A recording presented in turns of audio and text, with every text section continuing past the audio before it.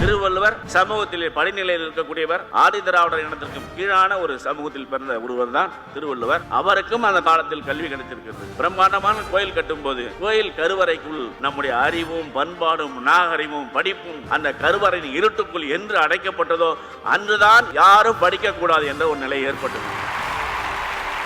எந்த கல்வியை பெற வேண்டும், எந்த கல்வியை பெறக்கூடாது என்பதற்காக நம்முடைய இயக்கங்கள் 285 பத்திரிகைகள் இதுவரை நடத்தியிருக்கிறது. அதில் இப்போது உயிரோடு இருப்பது 2 தான். ஒன்று முரசொலி, இன்னொன்று விடுதலை. நமஸ்காரம் சொல்றதுல ஒரு வித்தியாசம் இருக்கு. பழைய காலத்துல யாரை பார்த்தாலும் நமஸ்காரம் தான் சொல்லுவாங்க. நம்ம ஆளு பார்த்தா வணக்கம்னு சொல்லுவான். வணக்கம்னு சொன்ன உடனே அவங்க என்ன சொல்லுவோம், ஓ நீ அந்த கட்சிக்காரனாப்பா. அந்த கட்சிக்காரன் அர்த்தம் பெரியார் கட்சிக்காரன், திமுக கட்சிக்காரன் அர்த்தம். நமஸ்காரம் சொல்றவன் போற ஒரு கட்சிக்காரன், வணக்கம் சொல்றவன் போற ஒரு கட்சிக்காரன். வணக்கம் சொல்றது நம்ம மரபு, நமஸ்காரம் சொல்றது அவன் மரபு. இந்த நமஸ்காரங்கிற மரபை ஒழித்தே தீர வேண்டும் என்றுதான் 75 ஆண்டுகளாக இந்த இயக்கம் போராடி கொண்டிருக்கிறது. அண்ணா எவ்வளவு பக்கம் எதிர்க்காருன்னு உங்களுக்கு அதிசயமா இருக்கும். ஒரே ஒரு கதை, பேய் ஓடி போச்சு அப்படின்னு ஒரு கதை. பேய் ஏன் பொம்பளை மட்டும் பிடிக்கணும் ஒரு கேள்வி கேட்டார். பேய பொம்பளை மட்டும் பிடிக்கிற பேய் ஐயர் விட்டு பொம்பளை பேய பிடிக்கிறது இல்ல, செட்டியார் விட்டு பொம்பளை பேய பிடிக்கிறது இல்ல, அந்த தாழ்த்தப்பட்ட பிற்படுத்தப்பட்ட அதுவும் குறிப்பா ஆதி திராவிடர் பெண்களை மட்டும் எப்படி பேய் பிடிக்குதுன்னு ஒரு கேள்வி கேட்டார். சமூகத்தில் மூட நம்பிக்கை பேய் என்று ஒன்று இல்லை. அதுவும் குறிப்பாக இந்த சமூகத்தை மட்டும் பிடிக்கக்கூடிய பேய் என்ன பேய்? அது பாப்பாத்தியா பிடிக்காத பேய். ஆதி திராவிடம் பெண்ணை மட்டும் பிடிக்கக்கூடிய பேய் என்ன வினோதமான பேய்? இந்த திராவிட இயக்க எழுத்தாளருடைய கதைகள்ல மூட நம்பிக்கை இருக்காது, பிற்போக்குத்தனம் இருக்காது, அறிவியல் மட்டும் தான் இருக்கும். இவருடைய கதையில நீங்க நான் சொல்லக்கூடிய வார்த்தையில் ஒண்ணுமே கண்டுபிடிக்கவே முடியாது. என் தலையெழுத்து, ஆண்டவன் விதிச்சது, கடவுள் விட்ட வழி, என் தலை சுழிநாதம், கர்ம வேண, முன்ஜென்ம வேண, பாவ புண்ணியம், என் கையில என்ன இருக்கு அப்படின்னு இது போன்ற எழுத்துக்களை ஒரு திராவிட இயக்க எழுத்தாளர் கூட எழுதவில்லை என்பதுதான் இந்த இலக்கியத்தினுடைய மிகப்பெரிய பெருமை.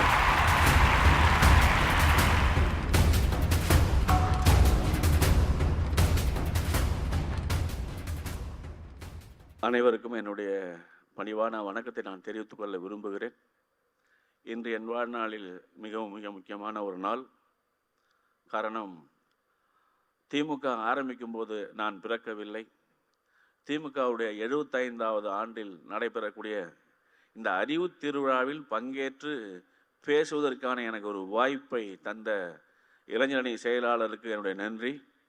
இந்த புத்தகத்தில் காலத்தின் நிறம் கருப்பு சிவப்பு என்ற புத்தகத்தில் நானும் ஒரு கட்டுரை எழுதி அதையும் இணைத்து வெளியிட்டிருக்கிற இளைஞரணி செயலாளருக்கு 2வது முறையாக என்னுடைய நன்றியை தெரிவித்துக் கொள்ள விரும்புகிறேன். என்னுடைய முதல் நாவலான கோவேறு கழுதைகள் 1994 வந்த காலத்திலிருந்து இப்போது 31 ஆண்டுகள் ஆகிவிட்டது. 31 ஆண்டுகளாக என்னுடைய எழுத்தின் மீது,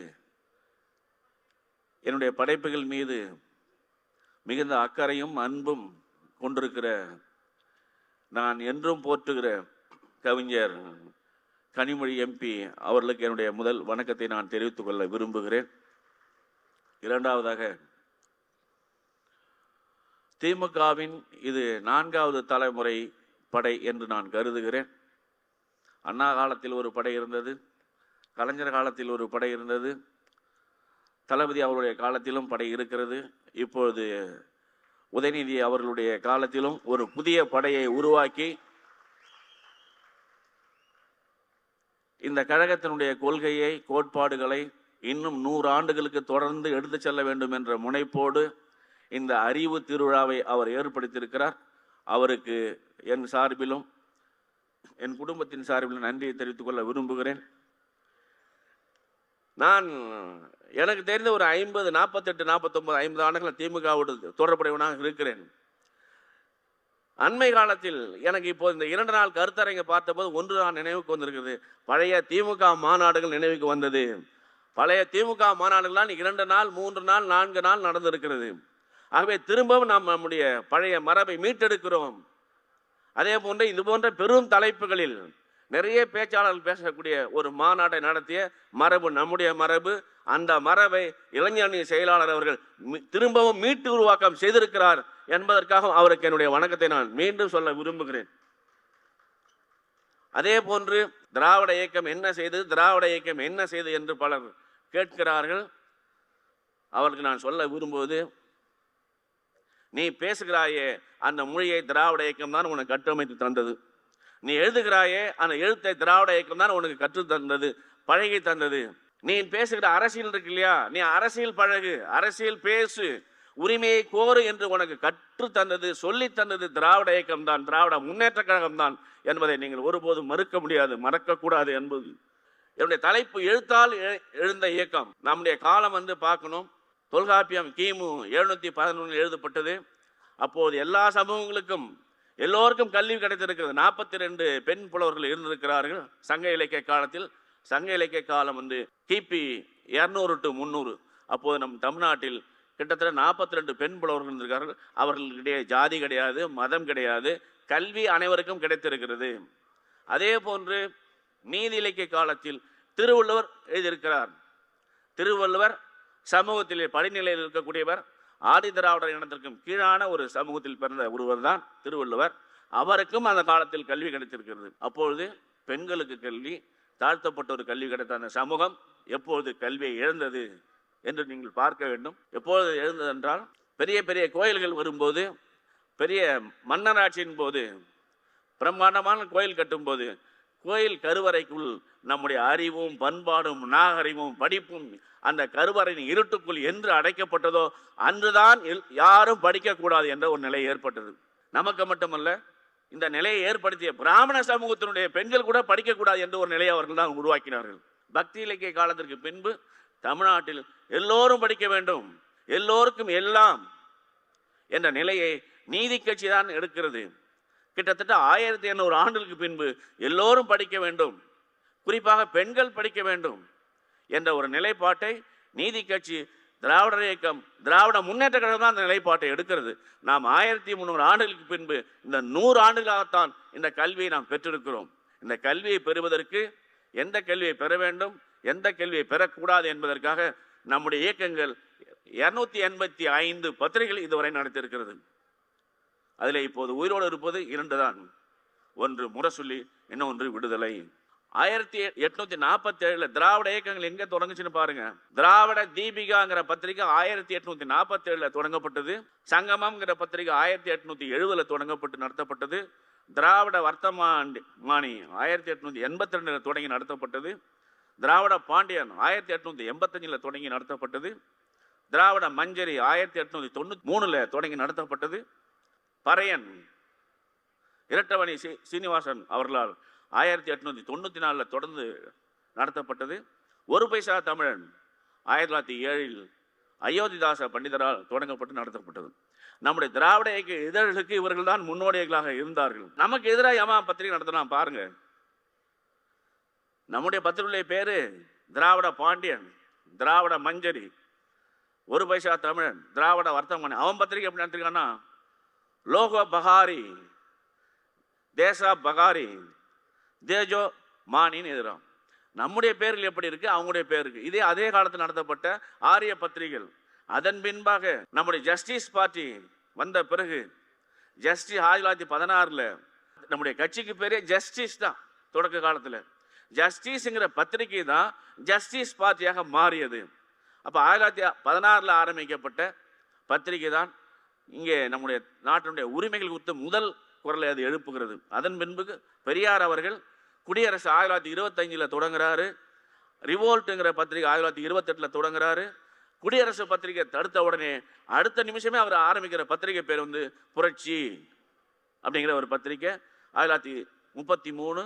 அதே மாதிரி பகுத்தறிவு 1934, விடுதலை 1935 பத்திரிகை தொடங்கி நடத்துறாரு. இந்த பத்திரிகைகள் பேசிய பொருள், இந்த பத்திரிகையில் வந்த மொழியை நீங்க நம்ம பார்க்கணும். அதுக்கு முன்னாடி அண்ணா அவர்கள் வருகிறார்கள். அண்ணா அவர்கள் 1942 திராவிட நாடு பத்திரிகை நடத்துறாரு. இந்த திராவிட நாடு பத்திரிகை தான் கலைஞர் அவர்கள் தன்னுடைய முதல் கதையை எழுதுகிறார். இந்த முதல் கதையை எழுதின பையன் யாருன்னு தான் தேடி கண்டுபிடிச்சு அண்ணா கலைஞரை தன் பக்கம் அரவணைக்கிறார். நம் நாடு 1956 தொடங்கி நடத்தினாரு. காஞ்சி 1963. கலைஞர் நடத்தின பத்திரிகை முரசொலி. உங்களுக்கு எல்லாம் தெரியும் முரசொலி என்னென்ன விதமான போராட்டங்களை நிகழ்த்திருக்குது தமிழ்நாட்டில். அதை தன்னுடைய குழந்தைகளை விட முதன்மையான குழந்தையாக, தன்னுடைய மனைவியை விடவும் அதன் முதன்மையான ஒரு மனைவியாக நடத்தியது கலைஞர் அவர்கள் தான். அது முரசொலி மட்டும்தான். இறுதி வரை அவர் முரசொலியை விடவே இல்லை. ஒரு எழுத்தாளனாக, ஒரு பத்திரிகையாளனாக, ஒரு சிந்தனையாளனாக, ஒரு செயல்பாட்டாளனாக, ஒரு கழக போராளியாக தன்னுடைய ஆயுதமாக அவர் கொண்டிருந்தது முரசொலியை மட்டும்தான். அதன் பின்பாக பாரதிதாசன் நடத்தின பத்திரிகையின் பெயர் குயில், முருகு சுப்பிரமணியன் நடத்தின பத்திரிகையின் பெயர் பொன்னி, நாவலர் நடத்திய பத்திரிகையின் பெயர் மன்றம், பேராசிரியர் கா அன்பழகன் அவர்கள் நடத்திய பத்திரிகை பேர் தென்னகம், இரா நெடுஞ்செழியன் நடத்திய பத்திரிகை பெயர் புது வாழ்வு, மதியழகன் நடத்தின பத்திரிகையின் பெயர் தாய்நாடு, எஸ் தென்னரசு சிறுகதையின் மன்னன் என்று போற்றப்பட்ட எஸ் தென்னரசு நடத்திய பத்திரிகை தென்னரசு, கண்ணதாசன் நடத்திய பத்திரிகை தென்றல்.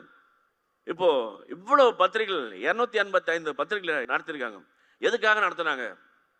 பேர் பெறத்துக்காகவா, சொத்து சேர்க்கறதுக்காகவா, பணம் சம்பாதிக்கிறதுக்காகவா, தன்னுடைய குடும்பத்தினுடைய வளத்தை பெருக்குவதற்கா என்று கேட்டால் அது எதுவுமே இல்லை என்பதுதான் உண்மை. இந்த நாடு முன்னேற வேண்டும், இந்த தமிழக மக்கள் தங்களுடைய அடிப்படை உரிமைகளை காக்க வேண்டும். இந்த சமூகம் கற்பனை கதைகளால், கட்டுக்கதைகளால் கீழடைந்து கிடக்கிறது.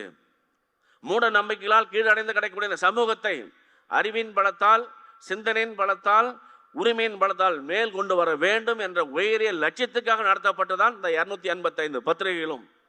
இதனுடைய மொழிகள் எப்படி இருந்தது, அவர்கள் நடத்திய பத்திரிகையுடைய மொழி எப்படி இருந்ததுன்னு பார்க்கலாம். விருட்சம் எழுதுவான் அவன், எதுனா விருட்சம், வாத்சல்யம், நமஸ்காரம். ஒரு விஷயம், இந்த நமஸ்காரம்னு சொல்றதுல ஒரு வித்தியாசம் இருக்கு. பழைய காலத்தில் யாரை பார்த்தாலும் நமஸ்காரம் தான் சொல்லுவாங்க. நம்ம ஆள் பார்த்தா வணக்கம்னு சொல்லுவான்.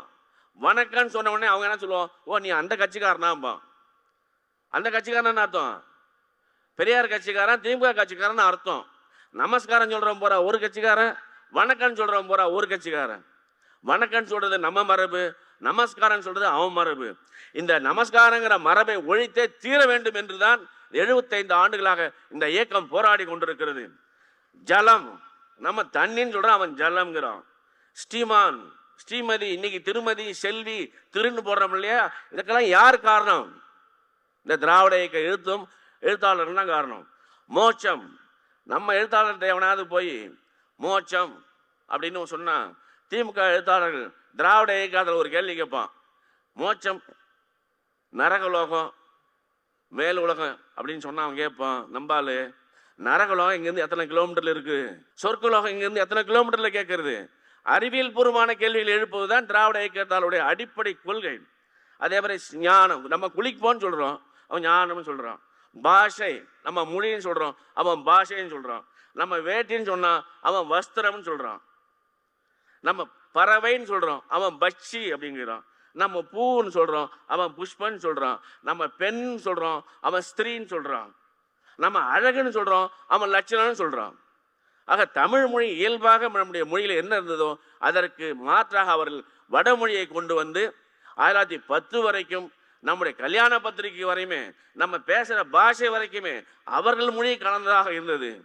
அந்த மொழியினுடைய கலப்பை ஒழித்து உண்மையான தமிழ் மொழியை, இயல்பான மொழியை அவர்கள் உருவாக்க வேண்டும் என்ற பெரும் முயற்சியில் தான் இந்த பத்திரிகைகள் நடத்தப்பட்டன. இவங்க கதை எழுதியிருக்காங்க, நாடகம் எழுதியிருக்காங்க, சிறுகதை எழுதியிருக்காங்க, பேசியிருக்காங்க. இவர்கள் கலைத்துறையில் தொடாத துறை எதுவுமே இல்லை.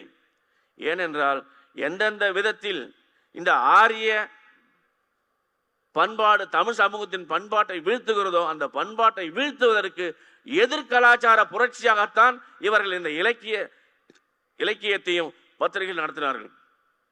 இந்த திராவிட இயக்க இலக்கியம் என்பது மறுப்பு இலக்கியம், மாற்று இலக்கியம். நீ ஏற்கனவே சொன்ன இலக்கியம் இருக்கிறது இல்லையா, அது கட்டுக்கதை. நான் சொல்வது அறிவியல் கதை, நீ சொல்வது புராண கதை, நான் சொல்வது மக்கள் கதை.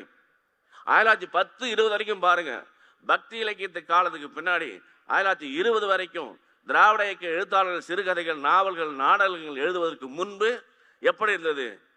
பண்ணையார் இருந்தாங்க, ஐயர் இருந்தார், செட்டியார் இருந்தார், பிள்ளைமார் இருந்தார், எல்லாம் அவர் இருந்தார். இந்த சமூகத்துடைய விளிம்பு நிலை மக்கள் கதையில் எப்போது இடம்பெற்றார்கள்? திராவிட இயக்க எழுத்தாளர்கள் வந்த பிறகுதான் இலக்கியத்தில் விளிம்பு நிலை மக்கள் கதாபாத்திரங்களாக வந்தார்கள். திராவிட இயக்க எழுத்தாளர்கள் வந்த பிறகுதான் விளிம்பு நிலை மக்களுடைய மொழி இலக்கிய மொழியாக வந்தது. பெரும்பான்மை சமூகமாக வாழக்கூடிய தமிழ் மொழியை அவர்கள் நீசை பாஷை என்றும் ஒதுக்கினார்கள். அது மக்கள் பேசுகிற மொழி, அது நீச பாஷை இல்லை, அதுதான் உண்மையான இலக்கிய மொழி. அவருடைய வாழ்க்கை தான் இலக்கியம் என்று இந்த மண்ணில் முதலாக 1300 ஆண்டுகள் கழித்து நிலைநிறுத்தியவர்கள் திராவிட இயக்க எழுத்தாளர்கள், திமுக எழுத்தாளர்கள் தான்.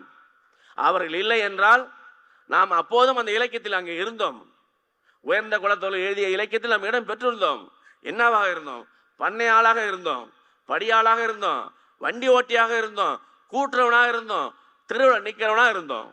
திராவிட இயக்க எழுத்தாளர் வந்த பிறகுதான் கதையின் நாயகனாக, கதையின் நாயகியாக மாற்றினார்கள்.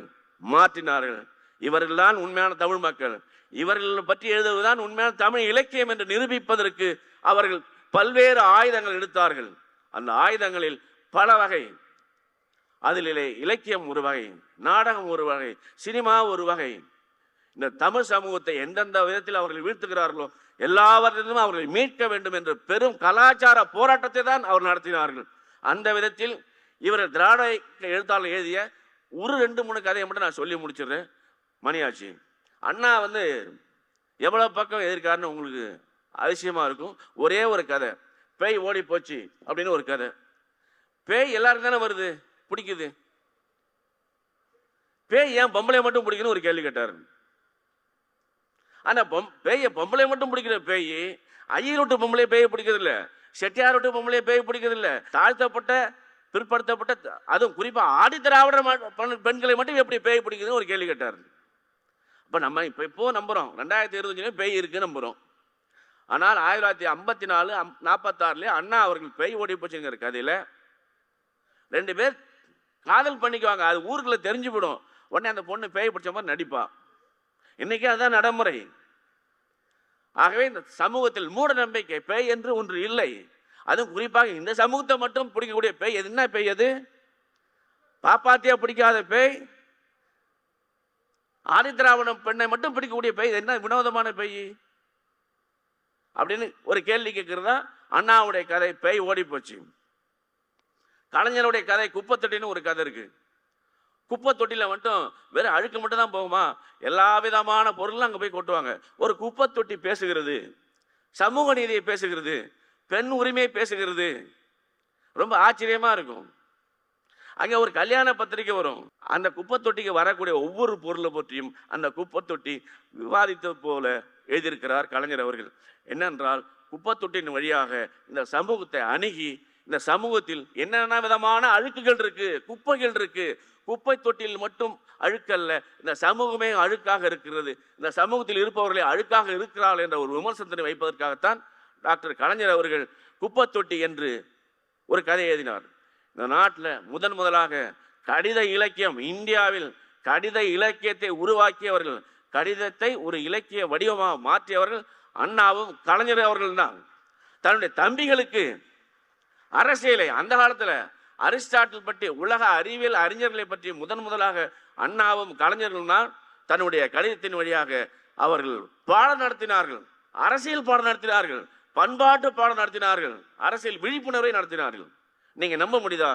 உலகத்துல வேறு எந்த நாட்டிலாவது தன்னுடைய கட்சிக்காரனுக்கு அரசியலை கற்றுக் கொடுத்த ஒரு இயக்கம் தலைவர் யார் என்றால் அண்ணாவும் கலைஞர் மட்டும்தான். தமிழ்நாட்டில் கலைஞருக்கு பின்னாடி, பாரதிதாசனுக்கு பின்னாடி சாகித்ய அகாடமியால் இந்திய இலக்கிய சிற்பிகள் என்று புத்தகம் போடப்பட்ட ஒரு எழுத்தாளர் டி.கே. சீனிவாசன் அவர்கள்தான். அவருடைய கதை மிக முக்கியமான கதை. அவர் எழுதின கதையில் பெரியாரே ஒரு கதாபாத்திரம் வருவார். தில்லை மறைமுதல்னு ஒரு எழுத்தாளர் இருக்கார். வெற்றியிலும் தோல்வி பிரிது, எஸ்.எஸ். சிறுகதை மன்னன் என்று போற்றப்பட்ட எஸ்.எஸ். தென்னஸ் இருக்கார். முரசொலி மாறனே 16 சிறுகதை இருக்கார். அவருடைய எழுத்தாளருடைய கதைகளில் மூட நம்பிக்கை இருக்காது, பிற்போக்குத்தனம் இருக்காது, அறிவியல் மட்டும்தான் இருக்கும். இவருடைய கதையில் நீங்கள் நான் சொல்லக்கூடிய வார்த்தையில் ஒன்றுமே கண்டுபிடிக்கவே முடியாது. என் தலையெழுத்து, ஆண்டவன் விதித்தது, கடவுள் விட்ட வழி, என் தலை சுழிநாதம், கர்ம வேண, முன்ஜென்ம வேண, பாவ புண்ணியம், என் கையில் என்ன இருக்குது அப்படின்னு இது போன்ற எழுத்துக்களை ஒரு திராவிட இயக்க எழுத்தாளர் கூட எழுதவில்லை என்பதுதான் இந்த இலக்கியத்தினுடைய மிகப்பெரிய பெருமை. அதே போன்று நிறைய பேர் சொல்கிறான், இன்னைக்கு அந்த பரம்பரையை ஒழிஞ்சிச்சு, திராவிட இயக்க எழுத்தாளர்களே இல்லை அப்படின்னு சொல்கிறாங்க. அவன்லாம் அறிவாளி இல்லை. இங்கே நான் நிற்கிறேன் திராவிட இயக்க எழுத்தாளனாக, ஒரு அடையாளமாக இந்தியா முழுவதும் உலகம் முழுவதும் சொல்வதற்கு நான் ஒரு அடையாளமாக இருக்கிறேன். MP கனிமொழி அவர்கள் அடையாளமாக இருக்கிறார்கள். இன்றைய தேதியில் ஒரு பெரிய பட்டியலே இருக்கிறது. திருமாவளவன் என்ற ஒரு கட்டுரையாளர், சிறந்த கட்டுரையாளர் இருக்கிறார். தம்பி சுகுணா திவார் இங்கே இருக்கிறார். மனுஷபுத்திரன் உலக அறியப்பட்ட ஒரு கவிஞராக இருக்கிறார். நம்முடைய கவிஞர் இருக்கார் தமிழச்சி தங்கப்பாண்டியன், தமிழ் மகன். இந்த புத்தகத்தின் வழியாக நம்முடைய முதல்வரே ஒரு எழுத்தாளர் தான். நம்புறீங்களா? அவர் ஒரு சுயசரிதை எதிர்க்காரா இல்லையா? சுயசரிதை எழுதிட்டாலே அவரும் ஒரு எழுத்தாளர் தான். இப்படி பல்வேறு எழுத்தாளர்களை கொண்ட பெரும் இயக்கத்தை, போராட்டத்தை நடத்தி நம்ம எல்லாம் மனுஷனா இருங்கன்னு வாழ்வதற்காக போராடிய எழுத்தாளர்கள், பத்திரிகைகளுக்காக நாம் என்றும் நன்றி உணர்வோடு இருப்போம். எப்போதும் நம்முடைய இனத்தின் பெருமையை நான் காப்போம். ஐ ஆம் பிளாங்க்ஸ் டு டிராவிடியன் ஸ்டாக். நன்றி, வணக்கம்.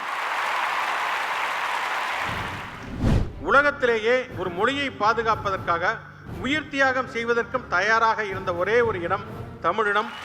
அதை உருவாக்கிய ஒரே ஒரு இயக்கம் திராவிட முன்னேற்ற கழகம். கலைஞர் அவர் பட்டதாரி கிடையாது. அண்ணா பட்டதாரி, அன்பழகன் பட்டதாரி, நெடுஞ்செழியன் பட்டதாரி. கலைஞர் பட்டதாரி இல்லை. ஆனால் அவர்தான் ஒரு லட்சக்கணக்கான பட்டதாரிகளை உருவாக்கியவராக இருந்தார்.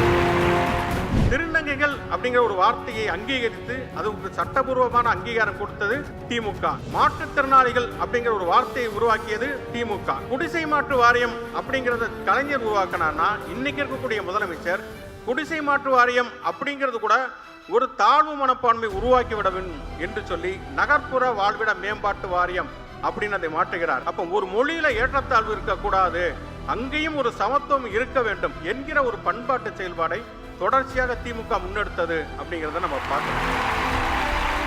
நீங்க பாரதி ராஜாவுடைய வேதம்பு இது அப்படிங்கிற ஒரு திரைப்படத்தை பார்த்திருப்பீங்க. அதுல ரொம்ப ஒரு புகழ்பெற்ற வசனம் இருக்கு. பாலுங்கிறது பேரு, தேவருங்கிறது எங்கே வாங்கிய பட்டம் அப்படிங்கிற வசனம் ரொம்ப புகழ்பெற்ற வசனம். ஆனா அந்த காட்சியிலே ஒரு முரண்பாடு இருக்கும். இந்த தேவருங்கிறது எங்கே வாங்கிய பட்டம் அப்படின்னு கேட்கிற அந்த சிறுவன், அவனே ஒரு பார்ப்பன சிறுவன். அவன் போட்டிருக்கிற பூணூல் கூட கேம்பிரிட்ஜ் யூனிவர்சிட்டியில வாங்கின ஒரு மாஸ்டர் டிகிரி கிடையாது. அதுவும் ஒரு சாதி அடையாளம் தான். பெய் என்று சொல்லி ஆணையிட்டவுடன் ஒரு மழை நடுநடுங்கி பெய்தால் அது ஒரு அடிமை மழை. அப்படித்தான் கடவுளை கூட தொழாமல் கணவனை தொழக்கூடிய மனைவியும் அந்த மலையை போல ஒரு அடிமை என்று சொல்லி அந்த திருக்குறளுக்கு உரை எழுதினார். எனக்கு கடவுள் நம்பிக்கை கிடையாது. ஆனால் ஒருவருக்கு கடவுள் நம்பிக்கை என்று சொன்னால் அவர் கோயிலுக்குள் போவதற்கு அனுமதி மறுக்கப்பட்டால் அதற்காக போராடுவது மிக முக்கியம். அதே மாதிரி தான் தாலி என்பது அங்கே மறுக்கப்பட்டது என்று சொன்னால் தாலி கட்டுவதற்காக போராடுவது ஒரு உரிமைக்கான போராட்டம் அப்படிங்கிறதா பெரியாருடைய நிலைப்பாடாக இருந்தது.